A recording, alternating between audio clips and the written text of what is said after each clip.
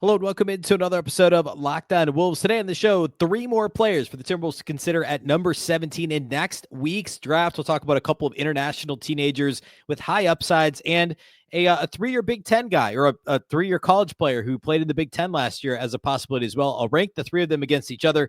It's all upcoming. Welcome in. You are Locked On Wolves.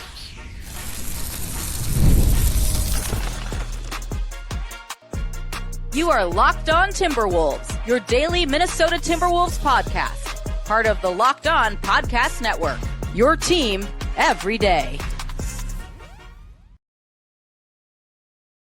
Hello and welcome to the Locked On Wolves podcast, part of the Locked On Podcast Network, your team every day. My name is Ben Beecken. I'm the host of Locked On Wolves. Happy Friday, everybody. Happy weekend.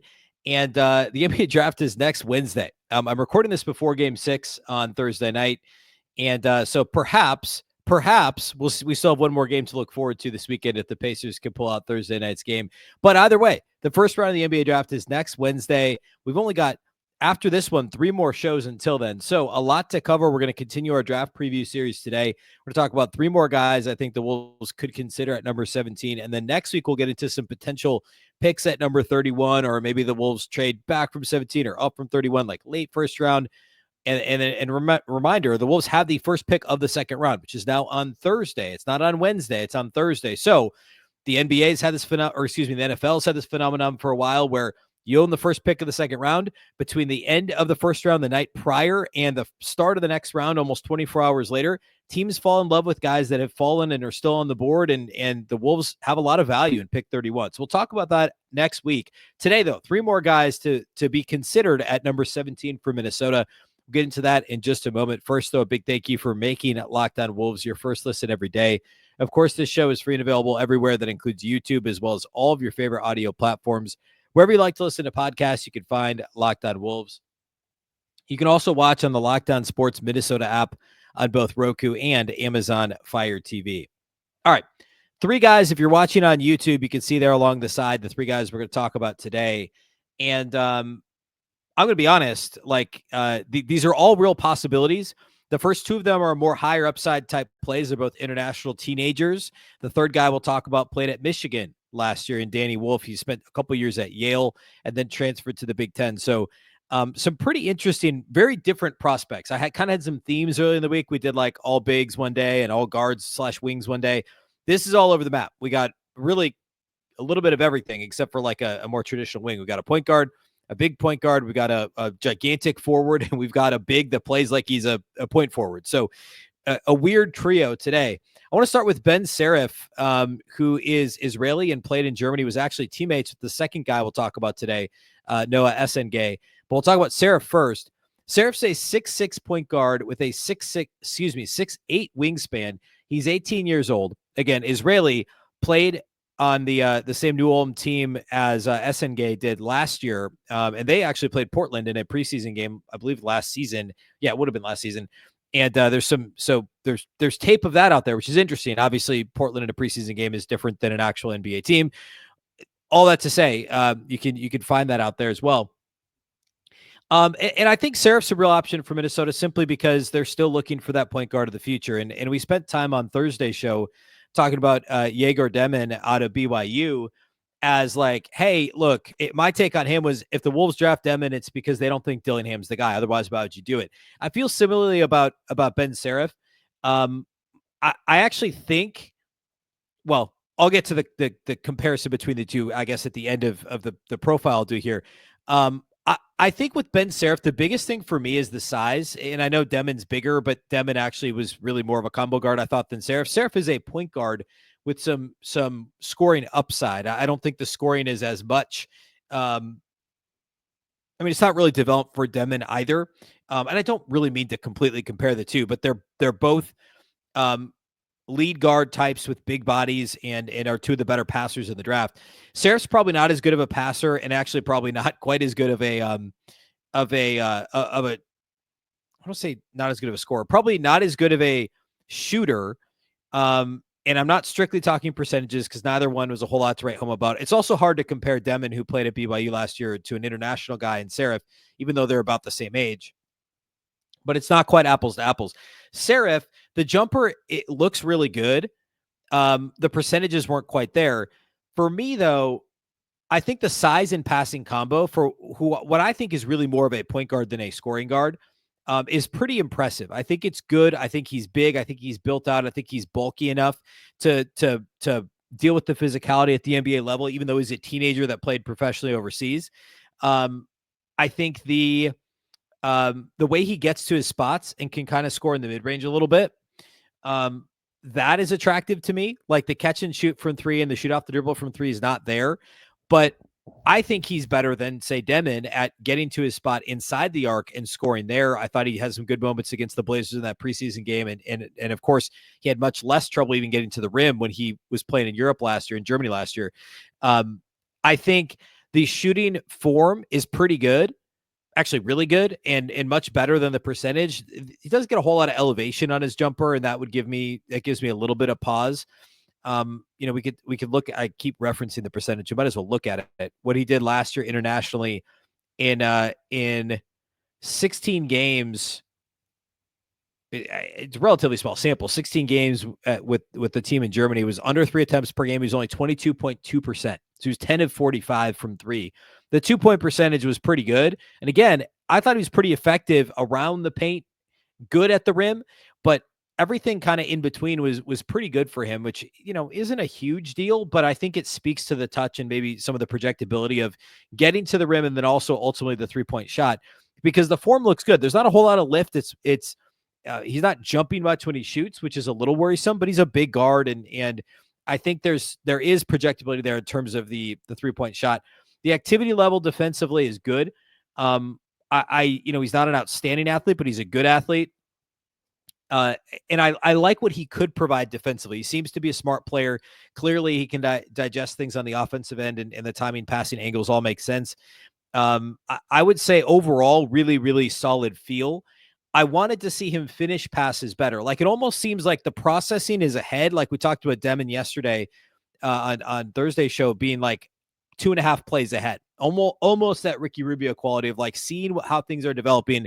I'm going to key in on this. This is what's next. I'm going to make this pass. That's clearly there at some level for Saraf, but he doesn't always complete the pass like he should.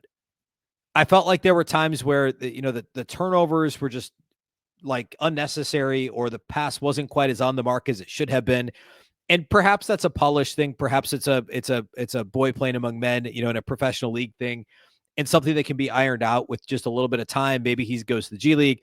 Maybe he just, figures it out spending training camp and practice with an NBA team. But I wanted the passing to be a little more on point. So for me, and I'm going to compare him to Demon, I think he's a slightly smaller, slightly less talented scoring version of Jaeger Demon. I think the shooting form is perhaps better, and the natural touch is maybe better than Demon, but Demon looks more comfortable getting to the basket, the long strides we talked about yesterday that Demon has. Again, Demon is 6'9" with a 6'10" wingspan.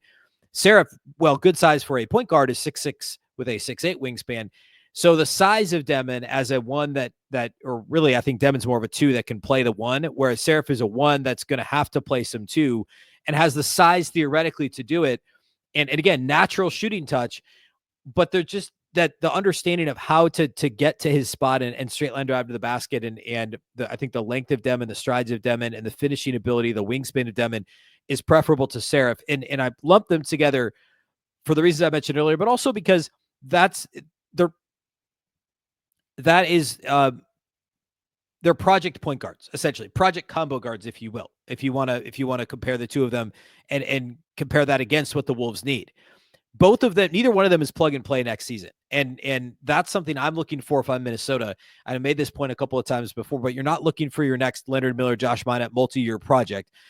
Most likely here, you're looking for somebody that can contribute on you have a fixed cost contract with this guy. So we talked about like Drake Powell yesterday, Thomas Sorber a couple of days ago, who's maybe the best of both worlds. Well, I guess both those guys are one and done type guys, but somebody with a little bit more like Neat Clifford is the first guy we talked about, and he's 23. Like he's obviously plug and play, and it's not only about age, but what does the game look like? How much development has the game had for each of these guys? And I think some of the qualities that like Sorber has as a one and done, the qualities themselves are more plug and play. You look at a lead guard, they've got to be a little bit more buttoned up because the ball is going to be in their hands so often. And I think Saraf needs the ball in his hands. Could he be a good cutter? Yeah, I think that that's in there, and he did a little bit of that, but he so often had the ball in his hands, and I don't think he's a reliant. You can't rely on him as a scorer at this point to say, okay, he's our backup point guard. I mean, if you weren't going to trust Rob Dillingham and all the scoring ability he had last year, you're not going to trust Ben Saraf. And I don't know if the projectability is as I don't know that you can count on it to the level that a team that has finals aspirations is going to say, all right, I'll take this guy. And when Mike Conley retires in a year or two or whatever, probably one, Ben Saraf, we're going to hand the keys to him. Like, that's not a thing. Like, Dillingham is going to be further along and a better option there. And if you really want one of these project guards, I think Demon's got more projectability. And for the most part, he's getting mocked higher than Saraf, but Saraf has gotten a little bit of lottery buzz. I think Demon gets drafted earlier, and I prefer Demon between the two. So Saraf, I don't love him as a pick for Minnesota. I like him as a prospect. I do think there's a starting caliber ceiling there, but I also don't think he's a backup. Like, the floor is not a backup right now. And that would scare me away if I'm the Wolves. All right, let's talk about Ben Saraf's teammate from last year in Germany and Noa Essengue. We're going to do that here next.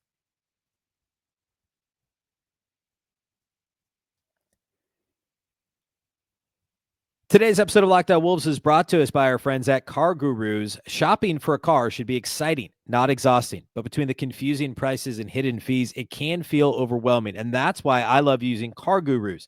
They help you cut through the noise and show you the best deals with full confidence. With over 4 million listings, CarGurus has more new and used cars than any other major online marketplace in the U.S. They verify dealers, provide real price analysis, and give you the tools and data you need to make the right choice without second guessing yourself.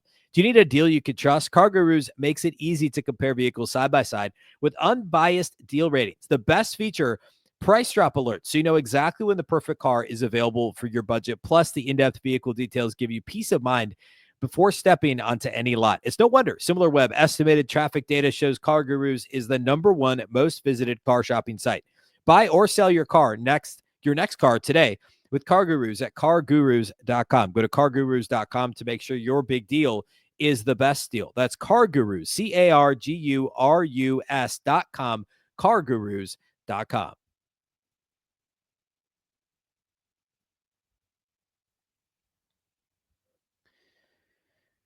All right, let's go ahead and talk about Noa Essengue. I do think that of the two, I guess I'm spoiling this right now. Of the two, Noa Essengue, we're talking about the two guys who played for Germany last year. Essengue, to me, is a bit more attractive of a prospect, but he does fit into that project category we just talked about. I just think if you're drafting a point guard, you're probably drafting more for need if you're Minnesota, right? Well, that was the Rob Dillingham thing last year. You're not going to draft a project point guard more likely than not. And if you are, Demon has those qualities that you're looking for. Noa Essengue is a 4. He's really a 4 is what he is. I think he's immediately legit defensively.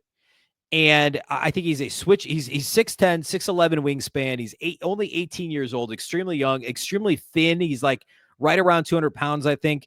And but at the same time, he doesn't shy away from contact. And that was something I noticed over and over and over watching clips of him from last year, is he actually enjoys, it seems to play into the contact. And because of his length and because he has pretty good body control for being as gigantic as of a person as he is, he gets away with it. Legitimately good defensively, very switchable. I think he immediately can be somebody that is a contributor on the defensive, a plus contributor on the defensive side from day one. I actually think he's probably better off the ball than on the ball. He's got pretty good steal and block rates. They're not crazy. And frankly, you'd want the block rate to be a little bit better. You'd like him to be a little bit better as a weak side shot blocker, a help defender, or a help side shot blocker, really, given his length. And that's something that like Jaden McDaniels has improved at over the last couple of years. And it's a quality you'd like to see a little bit more of. I think he can pretty much guard 2 through 4, not like big 4s, but there aren't very many big post-up 4s in the league now anyway. But I think 2s and 3s and some 1s and 4s is reasonable, and probably some 5s for Essengue. Again, he's got to add some strength. He's got to add some girth. He's got to add some lbs at the NBA level with an NBA strength and conditioning staff, and I think he will. I don't want to like sit here and compare him to other like spindly, almost 7-footers or 7-footers like Chet Holmgren, right? The offensive game is nowhere near there, but defensively, I don't know that the shot blocking knack is there for him as it is for somebody like a Chet Holmgren or other spindly, nearly 7-footers. But I think the perimeter defense is really, really good. I think he's switchable. As I said, I think he'll be good. He's good at hunting blocks in transition. The motor is really good. And because of that defensive upside, I do think that Essengue can play almost immediately at the NBA level, even as an 18 into his 19-year-old season next year. And honestly, like on the defensive side, I actually think he's a little redundant with Jaden McDaniels. Now, obviously, McDaniels is a better defender now. And I thought when McDaniels was drafted, he was maybe given too much credit as a rookie defensively for what he actually did. But clearly the projectability was there with Jaden McDaniels that he became an all-defensive second-team guy last year and should have been again this year. That's clearly all, like, that was projectable for Jaden. I actually see a pretty similar path for Essengue. Offensively, the skill set is going to ultimately be more of a stretch big than a wing. Like Jaden McDaniels is like a big wing who, and again, McDaniels when he was drafted was like 6'8", and he's closer to 6'10" now. Essengue is 6'10" currently, and who knows, could also still be growing. He's more of a spindly 4, whereas McDaniels is just a gigantic 3, and that's really what Jaden McDaniels is offensively. Essengue does not have the skill set to be what Jaden was offensively from day one. I think the defense is probably about where Jaden McDaniels was from day one. Honestly, like I think he's plug and play on that end of the floor. There's not a whole lot on offense, though.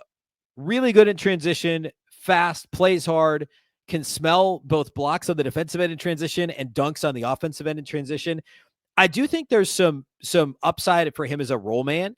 I think Essengue diving to the rim would be a scary thing for opposing defenses because of the length and athleticism.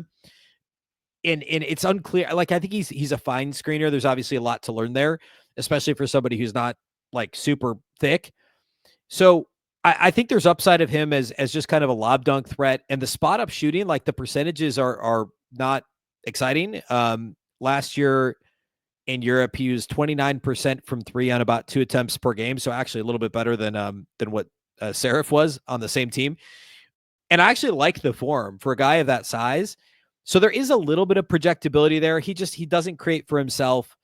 Timing, spacing, understanding seems to be pretty good on both ends of the floor. So there is, put him in the dunker, lob threat. Yes. As a roll man, lob threat, spot up 3-point shooter. Nobody's going to respect him right away, but I think the tools are there. The nuts and bolts are there for him to be a decent spot up guy.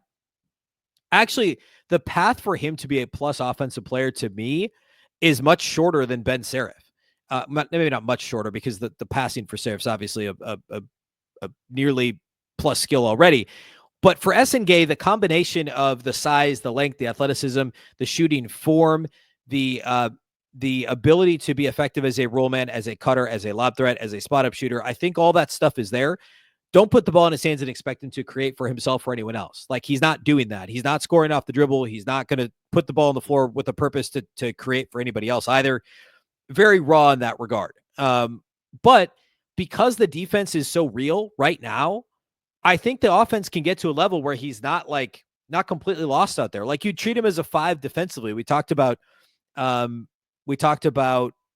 what did we talk about the other day that was like that? That's actually a wing that you would treat like a 5. I guess Asa Newell is a good example of, he's a 4 defensively, but a 5 offensively, like kind of the same thing here. And actually there are some similarities to Asa Newell. I think the floor is probably higher right now for Newell than it is for Essengue. And those are fascinating 2 guys to compare. And I'll do that a little bit when I build out the big board early next week. The full ranking of everybody that I've talked through this week. I think Asa Newell's floor right now is higher in terms of his understanding of where to be and when as a cutter, as a, how do you play in the dunker? What's the timing look like there? Do I know where to be and when? That said, I don't know that Essengue's is much lower. And I think the defensive upside and honestly, the defensive floor is higher. Like, I think they're comparable prospects. They net out about the same in terms of what they give you right now as they've each been a pro. Well, Newell, a one and done in college, and Essengue, a pro overseas, roughly 19-year-old guys, year 1 in the NBA. I think they net out in a similar thing. It's who do you want in your system? And would you rather have the higher defensive floor or the higher offensive floor? Honestly, it's pretty close in my mind, and I'll try and split those hairs next week. But if I'm the Wolves, like, you already have Leonard Miller, and he's not Leonard Miller. Leonard Miller is more talented offensively and not nearly as talented defensively. But in terms of a raw prospect, kind of spindly big sort of a situation, didn't already have Leonard Miller, and from an actual, like, already on defense, you have Jaden McDaniels. You'd take a flyer on a guy like Essengue and be like, all right, well, can we make this guy Jaden McDaniels defensively within the first couple of years? I think the answer could be yes, which is pretty big upside. And I know McDaniels was drafted in the 20s, but like, I think that's a real possibility. I just think he's so raw offensively. I'm not sure he's somebody the Wolves are going to jump at 17, but I like him, and I would draft him ahead of Saraf, who we just talked about. I want to close today by talking about Danny Wolf, the big out of Michigan. He played a couple of years at Yale, finished his college career in year 3, actually, in college with Michigan last year. We'll talk about Danny Wolf, and I'll rank these 3 guys against each other if I'm the Wolves. We'll do all that here next.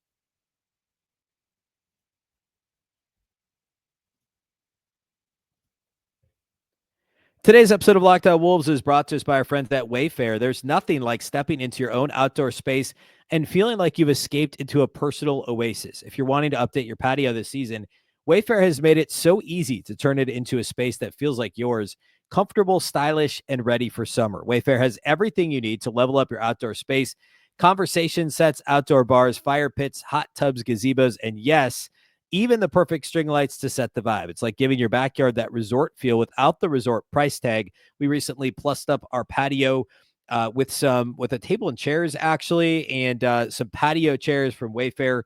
You can get lounge chairs, whatever it may. Maybe you have a patio, maybe you just have a balcony or a big backyard that you want to try and outfit. They can do everything at WayFair. The delivery that they offer is free, fast, and totally hassle-free, even with larger items. If you're hosting friends, maybe just unwinding with a book or watching TV out there on the patio, genuinely feels like your own private retreat when you deck it out with WayFair. Don't wait. Make your outdoor space your dream oasis today with WayFair and enjoy it all summer long. Head to wayfair.com right now to shop a huge outdoor selection. That's WayFair, WAYFAIR.com. WayFair, every style, every home.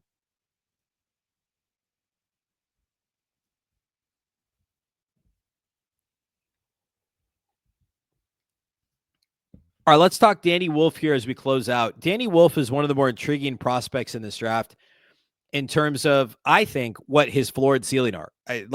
When I say intriguing, that's what I mean. I think his ceiling's pretty high. I think his floor is very low. Danny Wolf is he was listed as a 7-footer. I think without shoes, he's 6'10" and a half. So I list him as a 6'11" guy. That's probably plus or minus what he is, 6'11" and a quarter, something like that with shoes. About a 7'2", like 7'1" and 3/4 wingspan. So nice wingspan. He's 21. He played 2 years at Yale, kind of broke out in year 2, transferred to Michigan and played for the Wolverines last year. And the headline for Danny Wolf is he's a fantastic passer for his size. A near 7-footer who ran like well over 100 pick and rolls last year as a ball handler for Michigan after barely doing that at Yale. And it's clear immediately, if you throw on the tape of Danny Wolf, how comfortable he is with the ball in his hands, reading defenses. He got so many reps last year in the pick and roll that that's clearly something that NBA teams that draft him are like, all right, we think he can do this from day one. Now, he turned the ball over a ton because he went from never doing it basically to always doing it basically last season. And so that's to be expected. And I'm not super worried about the turnover rate. I just think I'm not somebody that thinks that turnovers go away if he plays less. Like you reduce the number of possessions and therefore reduce the turnovers. Sure. But I don't know that the rate gets lower because you're playing against better athletes and better coverages, better defenses, better coach teams, you name it. And there's going to be a learning curve. So I do think turnovers could be a little bit of a thing. To get to the upside of Danny Wolf, you have to live with some of the mistakes. I mean, you look at any of these bigs that pass a lot. Like, I'm going to compare him a little bit to Joe Ingles here. Joe's a good example. Like, his turnover rate last year with Orlando when he actually played was huge, but the assist rate was big too. A lot of bigs that run pick and roll, a lot of bigs that pass out of the high post or whatever, a lot of them just have higher turnover rates because there's a higher risk reward, because most of the time those assists are dunks or they're wide open threes. It's a high risk reward type situation. So I don't necessarily think the turnovers are a non-issue, but I don't want to overrate the turnover issue either. It's just something to pay attention to. I just think in a smaller sample, you lose some of the good of Danny Wolf as well. I also worry a little bit about his handle. Now, if we're talking about a guy who's 6'11", 7 feet, it's a pretty good handle overall. But I don't think it's crisp enough to run pick and roll constantly at the NBA level. Again, the risk reward thing. And even in college, I thought when he was able to turn the corner in a pick and roll situation, or even in isolation, which didn't happen nearly as often, he overpassed. Like if somebody cut him off and he wasn't able to get straight line drive to the rim, I don't want to say he panicked, because I don't think it was like panic that led to turnovers. It was, oh shoot, I can't do it. I'm going to overpass. I'm going to make a pass to another guy who's covered. And it was almost like he wanted to pass more than he wanted to score. And he certainly scored a little bit. I don't want to overlook that either. Like, what did he average per game at Michigan? Like 13. Yeah. 13.2 per game. And 57% on twos, which is a nice number. Although at the rim, he was only like around, it was like low 60s%. You want that to be a little higher. He was 33.5% from three. The year prior at Yale, he was 34.5% from three. So the shooting form is actually a little bit wonky. If you look at his catch and shoot, wonky is maybe not the right word. It's not horrendous by any means, but it's not perfect. We just talked about a couple of guys who have better form than him. Saraf, Essengue. I mean, I don't know that it's better. It's different, but the form for Wolf is not perfect, but the touch is pretty good. Like the shot goes in at a fair clip. Touch around the rim and in the paint is good. I worry a little. The free throw percentage was 59%, and for his college career was under 65% over 3 years. So, well, it looks like he's got good touch. Between the form being a little weird from the perimeter and the free throw shooting, I do worry a little bit about the projectability of his scoring, because some of the craftiness, the below the rim, the getting spin on the ball and spinning it up off the glass, like some of that stuff, I don't know what that looks like in the NBA, which is part of the reason why I say I think the floor is fairly low. As a modest athlete, which is putting it kindly, with a shoddy's not right. We'll call a subpar handle. Not for a big, but for somebody who's running pick and roll, I would say it's a below average handle. It's intriguing that a guy with that size can pass at the rate pass at the level that he does, have good touch. That's all intriguing. If it clicks and the shooting comes around, he could be a bigger Joe Ingles. Like I really do see that. There's a lot of that in what he does. I think of other kind of passing stretch fours, like that's in there. But there's also a lot of stretch fours that couldn't do anything else, and he's not an elite three-point shooter yet. If you believe he's going to develop it, and you think he has a good enough handle and can be risk-averse enough to be effective in a small sample initially, because no one's going to draft him and say, all right, man, here's 30 minutes a game. He's going to have to earn his way on the court, and I worry about the turnover stuff when he's in that kind of process. So if you're Minnesota, like what's obviously, like Nas wasn't a great three-point shooter and the Wolves drafted him, but he had range and he developed that. Could that be a similar thing? Yeah, maybe. I mean, he's a better rebounder, I think, also than Nas was when Nas wasn't even drafted, though. He was an undrafted guy, right? I think the passing skill is better than, and I'm just comparing him against Nas because I'm thinking of he's obviously nothing like Rudy. He's not like Julius Randle and how he plays. He's not really like how Nas plays, but in terms of kind of stretch four type guys, the passing skill for Danny Wolf is better than anything Reid, any one skill Nas had coming out of LSU as an undrafted guy. Again, we're talking about a guy who probably will go in the lottery. I think Wolf probably goes in the 20s, honestly, but is getting mocked as high as 12, which is crazy to me, versus Nas. But the passing is that good for Danny Wolf. The thing is what about the turnovers that come with it? And does he do anything else well enough? Defensively, he's fine. The block rate was actually really good. I don't know that translates super well. I think it speaks more to the defensive IQ, knowing where to be and when, and also work ethic. I don't think the technical skill is so impressive that he's going to block shots at the clip he blocked shots at Michigan. He was what, 6% block shot rate or something crazy at Michigan. And honestly, in the NBA, that would have been top 5. And I don't necessarily believe that when you watch the film on Danny Wolf, as you might with some other guys. Sorry, not 6%. He was 6.5% at Yale. He was 4.6% last year block rate, which is still really good. 5.1% block rate for his college career. And, you look at the NBA last year, 4.6 would have been a little above Gobert, would have been 13th in the NBA, 12th in the NBA. And his block rate for his career in college, 5.1%, would have been 7th in the NBA this year. So he can block shots a little bit. That's great. He's not a 5 defensively. He's not like a weak side shot blocker. He's not volleyballing shots off the glass. Like, that's not what he's doing. But I think there's enough there defensively to hold his own. So he's an intriguing prospect if you're into the low floor, high ceiling type guys. Because I do think and when I say high ceiling, I don't mean superstar. I don't think he's got all-star potential, but I do think he could be a plus role player, a plus starter, like a prime Joe Ingles type player if you believe in the shooting. If you don't, I don't know that he's a rotation guy, because that's the only real plus skill is the passing, and you wonder if the rest of the stuff comes along with it. So I don't love him as a Wolves prospect. Honestly, if I'm ranking these guys, these 3, I definitely would go Noa Essengue as my favorite of the 3, even for the Wolves at 17. And I probably would still go Danny Wolf second because of the projectability and the fact that that's an intriguing piece to fill a role in a couple of years if you think he can develop a little bit from the outside. And I'd put Ben Saraf third, which I guess tips off where I'd put him compared to Jaeger Demon when I do the big board next week in terms of bigger combo guards. So yeah, we talked 11 guys so far. I'll probably do maybe another 1 or 2 on Monday, and then talk big board, and then we'll talk potentials for the Wolves at 31, late first, early second, if the Wolves maneuver at all on the draft board. So we ultimately will try and cover like 15 to 16 guys. And hopefully, like I said, last year, we didn't talk Dillingham because I didn't think they'd trade into the top 10. We did talk TJ Shannon. So we hit half the guys that was drafted in the first round last year. Hopefully we get at least one of the 2 among the 15 or 16 guys we're previewing here on the show this year. So we'll get into all that on Monday's show. A big thank you for making Locked On Wolves your first listen every single day. Of course, this show is free and available everywhere.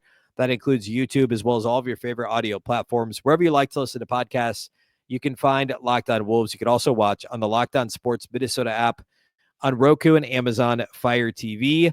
A reminder that for your second listen, you can check out the 2025 Locked On NBA Mock Draft, a 5-episode series with the most comprehensive NBA draft analysis from NBA experts to college experts and NBA draft experts as well. Find the 2025 Locked On NBA Mock Draft on NBA Big Board and Locked On NBA on YouTube or wherever you listen to podcasts. Of course, the Locked On Wolves podcast is part of the Locked On Podcast Network.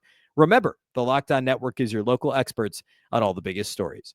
Once again, I'm Ben Beecken. This is the Locked On Wolves podcast, and we'll catch you next time.